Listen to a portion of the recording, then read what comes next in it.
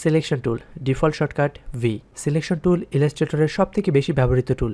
নাম শুনে বোঝাই যাচ্ছে এর প্রাইমারি কাজ হচ্ছে কোনো শেপ বা অবজেক্টকে সিলেক্ট করা। ইলাস্ট্রেটরে আপনি যে কোনো শেপ বা অবজেক্ট নিয়ে কাজ করতে গেলে সেটাকে সবার আগে সিলেক্ট করতে হয়, আর সিলেকশন টুল ঠিক এই কাজটাই করে।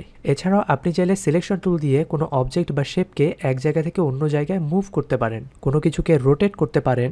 রোটেট করার সময় শিফট প্রেস করলে 45 ডিগ্রি অ্যাঙ্গেলে আপনার রোটেশনটা লক হয়ে যাবে। আপনি শুধুমাত্র 45 ডিগ্রি পর পর রোটেট করতে পারবেন। এছাড়াও আপনি স্কেলিং করতে পারেন বা ছোট বড় করতে পারেন। ছোট বড় করার সময় এরকম চ্যাপ্টা বা চিকন হয়ে যাওয়ার যে ইস্যুটা, আপনি যদি শিফট প্রেস করেন তাহলে আর এরকম হবে না। আপনার হাইট আর উইথের রেশিওটা তখন সেম থাকবে। আর আপনি যদি শিফটের সাথে অল্ট প্রেস করেন আপনার কিবোর্ড থেকে, তাহলে এই শেপের সেন্টার পয়েন্টটা লক হয়ে যাবে, সেন্টার থেকে চারিদিকে সমানভাবে ছোট বড় হবে। এরপর আপনি মাল্টিপল শেপ এভাবে ড্র্যাগ করে সিলেক্ট করতে পারেন, অথবা শিফট প্রেস করে একটা একটা করে সিলেক্ট করতে পারেন।